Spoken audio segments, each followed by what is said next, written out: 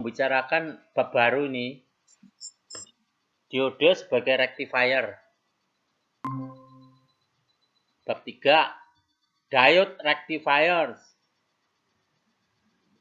Nah, ini kalau kita materinya udah saya upload, kita baca-baca untuk ngerjain PR itu kita harus mulai dari awal. Example 3.1 misalkan. Jadi contoh 31 itu harus diperhatiin. Intinya yaitu dioda ini dipakai sebagai rectifier, yaitu mengubah bentuk-bentuk sinyal AC ke DC, baik sinyal arus maupun sinyal tegangan. Kalau kita baca di sini, nah ini karakteristik performansinya itu komponen-komponennya apa aja? Ternyata ada namanya VDC. VDC itu artinya the average value of the output voltage. Jadi nilai tegangan rata-rata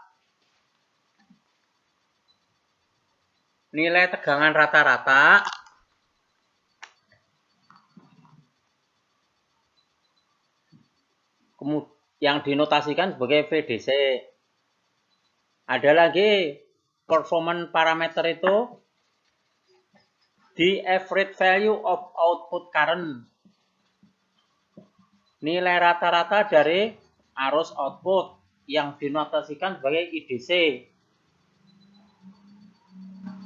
Layar saya ini kelihatan nggak ya? Kurniawan? Kelihatan, Pak. Kelihatan ya? Ya udah. Saya ini kelihatan, Pak. Ya, kita ini mau ngulas secara teori rumusnya gimana, hakikatnya gimana gitu loh. Jadi ada namanya parameter performansi atau parameter unjuk kerja dari rectifier. Apa aja parameternya atau variabelnya? Jadi VDC, notasi VDC itu diartikan sebagai nilai tegangan output atau beban rata-rata. IDC ini merupakan arus output atau arus beban rata-rata. Ada lagi the output DC power. Daya DC output. Di mana PDC itu sama dengan VDC kali IDC. Oke. Terus ini gambar input dan output pada rectifier. Jadi kalau rectifier dinotasikan sebagai pengubah bentuk sinyal tegangan maupun arus dari AC ke DC, ini digambarkan bentuk blok ini. Di mana VS adalah inputnya berupa tegangan bolak-balik, keluarnya tegangan DC. Ini bukannya murni, jadi rupanya output daripada rectifier itu di samping DC murni ada lagi tercampur dengan output yang berupa ripple. Ripple itu apa kalau menurut Anda? Kurniawan? Ripple itu apa? Suara saya kedengeran nggak nih? Kedengeran, Pak. Kedengeran ya. Ya, ripple itu merupakan semacam riak. Jadi nggak murni DC semua, tapi ada mengandung riak. Kayak gelombang kecil-kecil gitu, ripple. Nah, itu komponen yang mengikuti output. Di sini digambarkan tegangan output itu mengandung dua komponen ini. DC murni atau DC ideal. Kedua, ada namanya ripple ini. Terus kita lanjutkan. Ya, output level. Ya. Kalau keadaan sehari-hari sih ripple itu dihaluskan melalui biasanya kapasitor kan? Kapasitor yang digunakan untuk supaya semakin rata gitu. Terus parameter performance tadi selain yang 3 tadi, arus DC, tegangan DC, daya DC, ada lagi nilai dari tegangan output RMS. RMS itu root mean square. Jadi akar rata-rata kuadrat dari tegangan output dinotasikan sebagai VRMS atau V efektif. Ada lagi komponen parameter tadi yaitu the AMS value of the output current. Arus RMS atau arus efektif. Di output AC power, daya AC output itu dirumuskan sebagai PAC. Nah, itu adalah perkalian antara VRMS kali IRMS. Di efisiensi maksudnya O rectification ratio atau rasio penyaarahan, jadi rectification ratio atau perbandingan penyaarahan atau rasio penyaarahan dari sebuah rectifier adalah merupakan gambaran dari merit and permits. Merit itu kalau letter luck-nya semangat lah istilahnya. And permit kan mengizinkan.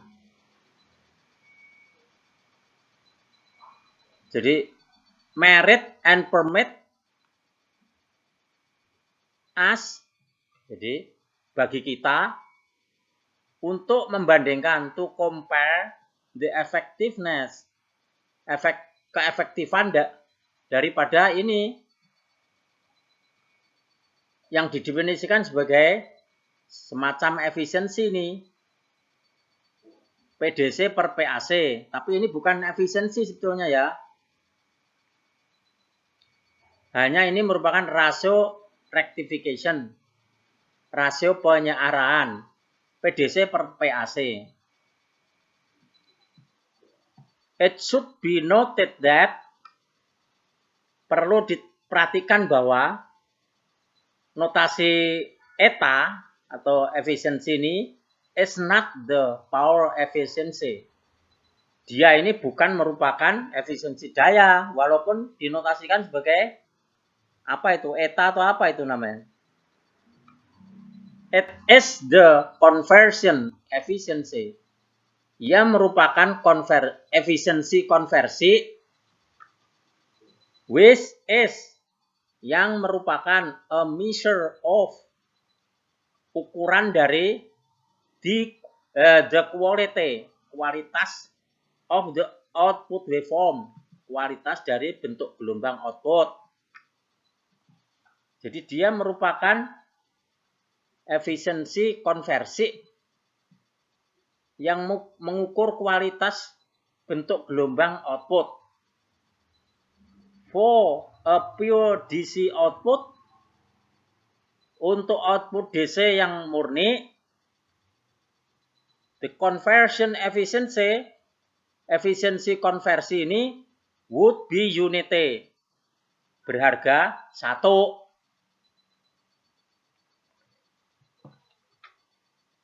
The output voltage can be considered, tegangan output dapat dianggap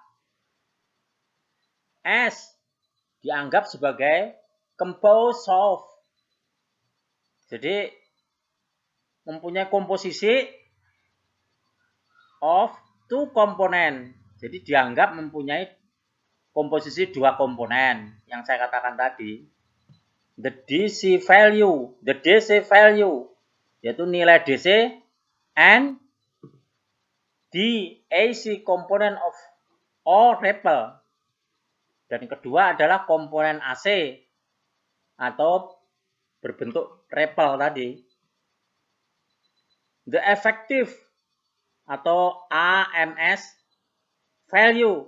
Jadi nilai RMS dari komponen AC dari tegangan output ini dirumuskan sebagai VAC sama dengan akar VRMS kuadrat min V DC kuadrat. The form factor, jadi faktor bentuk, which is a measure of, yang merupakan suatu ukuran. The shape of output voltage, yang merupakan suatu ukuran dari tegangan output atau bentuk tegangan output, dinyatakan sebagai PF, FF atau form factor. Dirumuskan sebagai VRMS per VDC. The ripple factor, faktor riak itu, faktor riak atau ripple factor, which is a measure, yang merupakan ukuran dari the ripple content, muatan ripple-nya didefinisikan sebagai VAC per VDC. Ya kita ikutin aja. Kalau kita nggak mengerti ini ya nggak bisa ngerjain PR-nya. Substituting equation 3.4 in equation 3.6. Jadi dengan mensubstitusikan persamaan 34 ke 36, the ripple factor, faktor riak ini can be expressed as, dapat dinyatakan sebagai akar VRMS per VDC kuadrat dikurangi 1 atau akar form faktor kuadrat kurangi 1. Nah, ini ada lagi the transformer utilization factor, faktor utilisasi trafo yang didefinisikan sebagai TUV. Jadi transformer utilization factor PDC per VSS kali IS.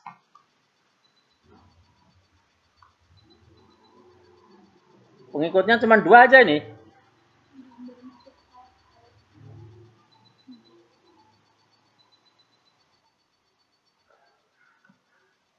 Siapa lagi yang baru datang? Wah, siapa ini yang baru datang?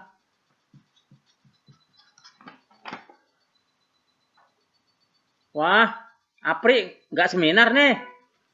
Assalamualaikum. Nggak seminar, Pre. Apri. Baru saya itu. Ya, ini kan hari Sabtu, biasanya ngider.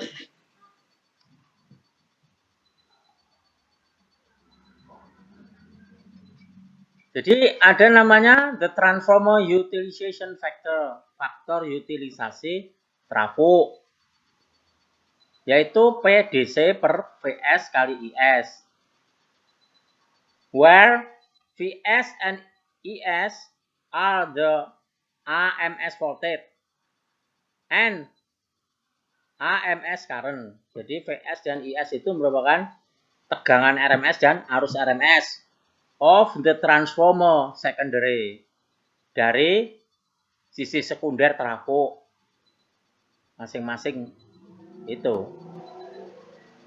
The input power, jadi daya input, can be determined, dapat ditentukan approximately by, kira-kira dengan menyamakan, by equating input power, dengan menyamakan input power ini terhadap output AC power, terhadap daya AC output. That is, itulah, karena itu the power factor atau PF is related by, dihubungkan oleh suatu rumus, PF itu PAC per VS kali IS.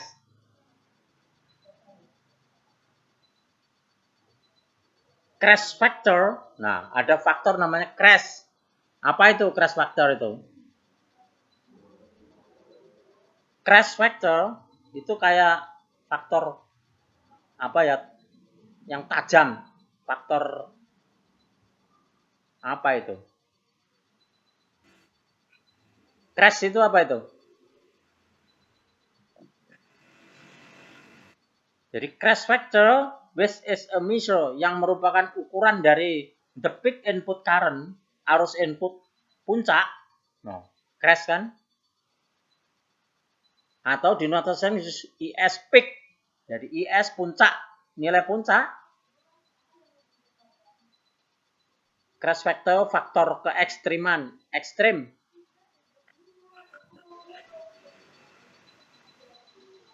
Is a measure of the peak input current. Jadi ukuran dari arus input puncak as compare jika dibandingkan with its RMS value. Jika dibandingkan dengan nilai RMS-nya, yaitu IS itu. Is often dan seringkali of current. Is seringkali adalah mana tadi?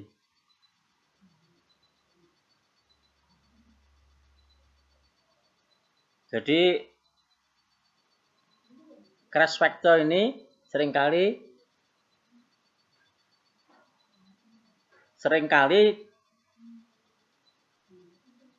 karena ada kepentingan untuk to specify, untuk menspesifikasikan the peak current rating, yaitu rating dari arus puncak of devices, dari piranti atau komponen, and components.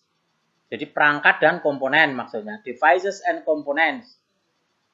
Crash factor of the input current is defined by the nilai crash factor, faktor crash atau faktor ekstrim. Puncak Pak, crash itu puncak. Apa? Di situ apa? Puncak ya. Puncak atau depan. Ya, faktor puncak. Faktor peak puncak of the input current, arus puncak, arus input disebut sebagai IS peak per IS.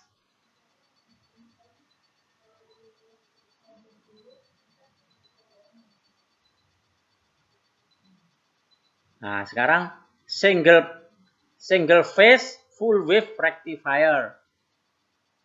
Penyearah gelombang penuh tapi satu fasa. A full wave rectifier circuit, jadi rangkaian rectifier gelombang penuh with a center tap transformer, dengan trafo yang center tap, yang di tap bagian tengahnya, is shown in figure 3.2a. Dilihat di 32A. Nah ini namanya center tap. Tengah-tengahnya di tap, disodet tengah-tengahnya.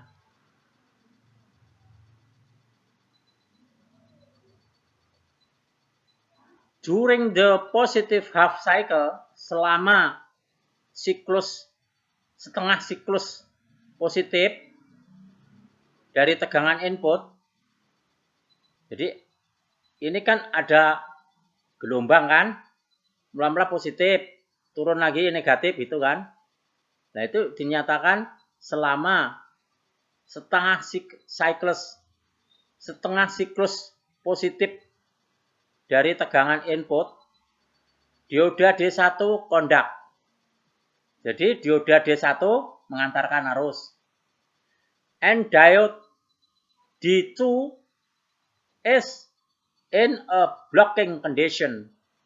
Jadi D2 dalam kondisi diblok atau enggak jalan, enggak melalukan arus. The input voltage, tegangan input appears across the load. Jadi tegangan input nampak muncul di beban. During the negative half cycle, nah, selama setengah siklus yang negatif, yang kedua dari tegangan input, diode 2 conduct, gantian sekarang dioda 2 mengantarkan arus. While diode D1, sementara dioda D1 is in blocking condition. Jadi dalam keadaan diblok D1 sekarang, gantian. The negative portion, bagian negatif of the input voltage, tegangan input, jadi bagian negatif dari tegangan input, appears across the load, muncul di beban. As a positive voltage, muncul sebagai tegangan positif di beban itu. The waveform of the output voltage, bentuk gelombang dari tegangan output over a complete cycle, pada siklus yang lengkap, di seluruh siklus yang lengkap, terlihat di gambar 32B. Coba kita lihat 32B.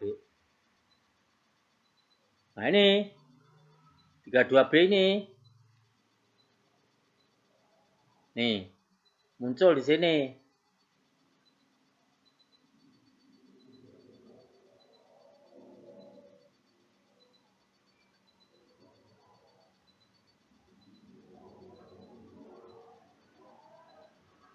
Because there is no DC current, karena tidak adanya arus DC flowing through, yang lewat the transformer, yang lewat trafo, there is no DC saturation.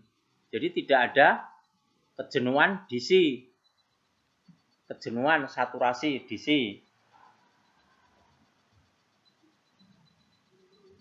Yang merupakan problem of transformer core, yang merupakan masalah inti trafo.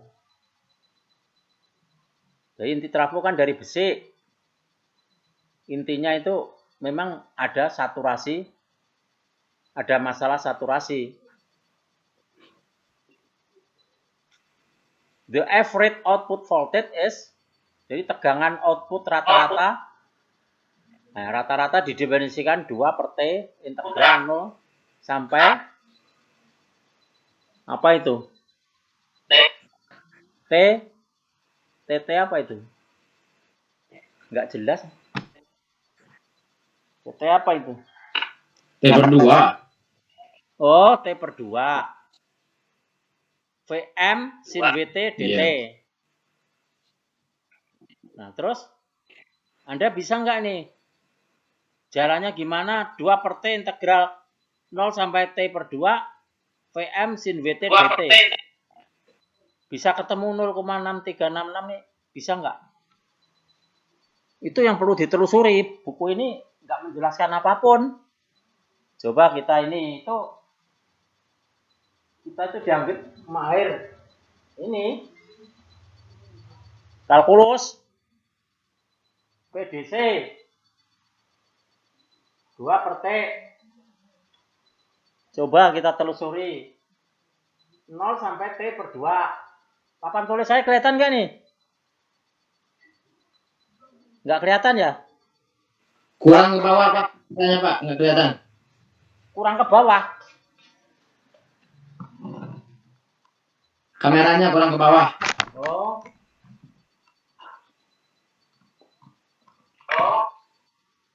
Lah, kok left? Ya, sip. Sip. Oke. Ya. Ini Sip. gimana caranya? Cara mengintegralkan ini bisa nggak? Ini kan sama dengan 2 T pangkat min 1 integral T/2 VM sin WT DT. VM dalam hal ini dianggap konstanta 2 VM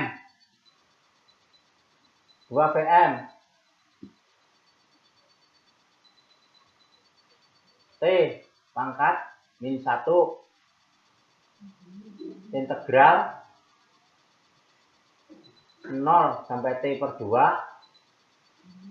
sin WT dt.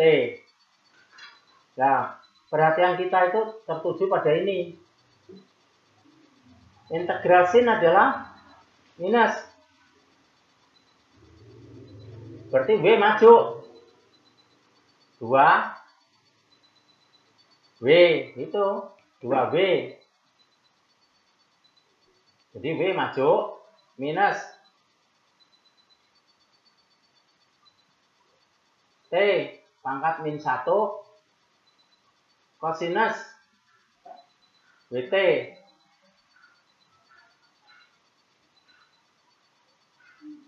Integrasinya antara 0 sampai T per 2. Jadi T sama dengan 0 sampai T per 2. Sin WT cos WT. Cari terus. Min 2W. T pangkat min 1. Nah ini cos W T nya diganti T per 2 min cos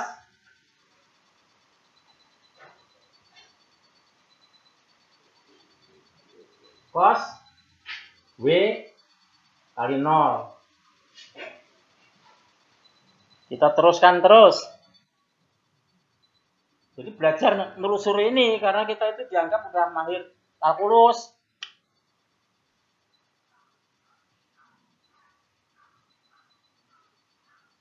Jadi kita cari min 2 W T pangkat min 1 kosinus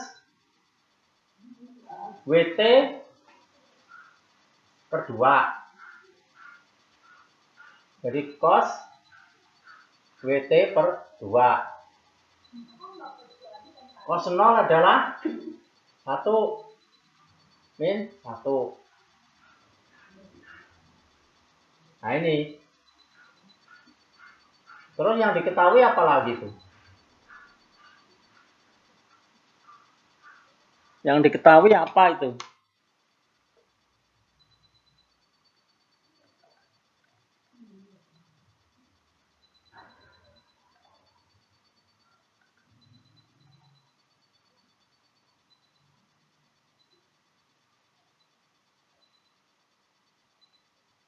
Itu ada P itu. Itu harus diketahui itu. Ada faktor P.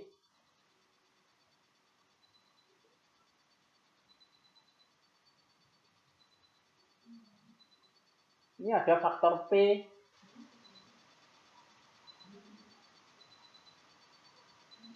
T ini mungkin P per 2 ya. Ini seperti ini. Atau step pangkat min 1.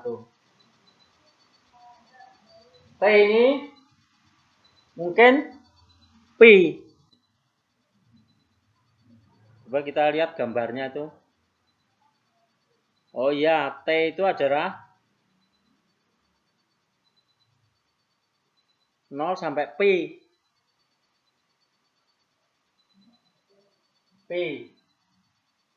Coba kita ganti. Min.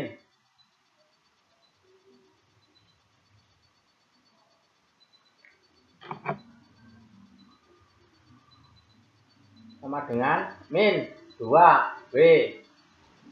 T-nya kita ganti P. Kosinus W P per 2.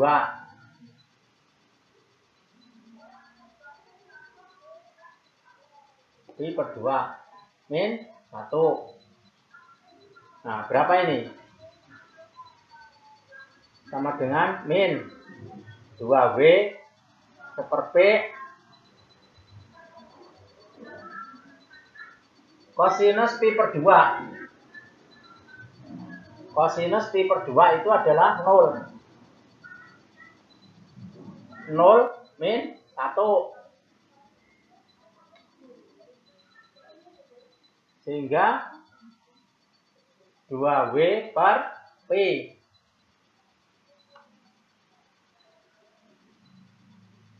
Nah, itu VM-nya masih itu. Mana VM-nya tadi? Kok tahu hilang? Apa? Pre?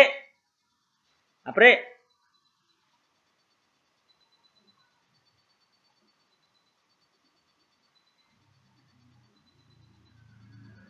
VM itu hilang gimana itu?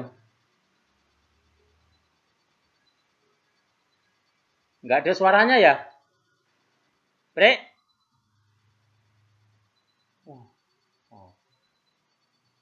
Ya Pak, masuk. Ya.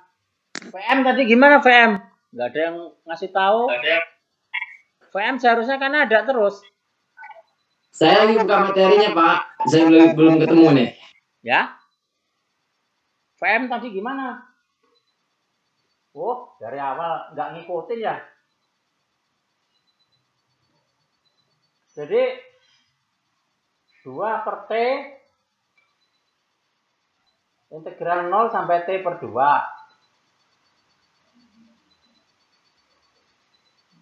VM sin BT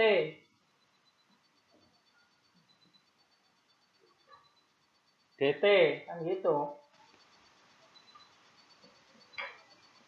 2 per T VM itu ada. Kan konstanta. Integral sin adalah min W cos WT itu 0 sampai T per 2. Harus saling mengingatkan ya. Terus 2 VM per T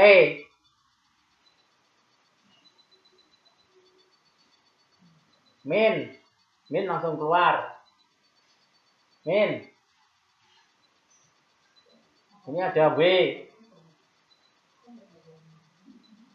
Nah ini cos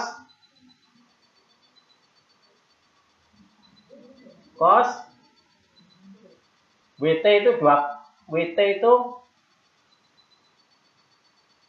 T per 2.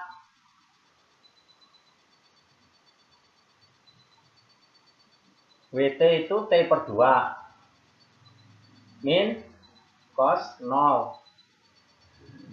Cos 0 adalah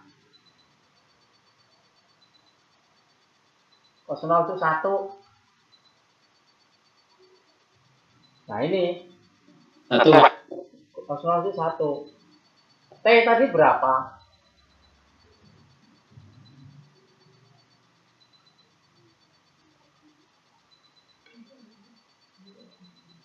Ini rupanya W sama T nggak terpisah ini.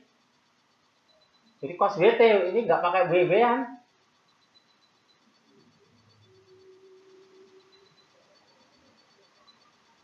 WT sama dengan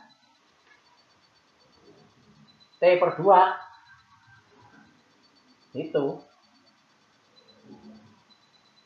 Jadi plus 2 PM 2 PM per T. T tadi berapa? P ya? Ini P. Ini P. Jadi min 1. Ini 0. Min 1. Ini min. Jadi plus 2 per P kali PM. Coba hitung pakai kalkulator 2 per P itu berapa? Min kali min plus. Coba dihitung pakai kalkulator 2 per 3,14 PM. Berapa itu? Trik? Ya Pak, lagi hitung Pak. Sebentar Pak. 2 dibagi 3,14 berapa? 0,636 Pak. Wah, cocok kalau gitu. Itu yang diharapkan. Itu kan 0,6366. Ya, Pak. Nah, Betul, Pak. betul kan? Itu Ya, Pak. maksudnya kita itu harus pandai ini. Kenapa bisa begitu?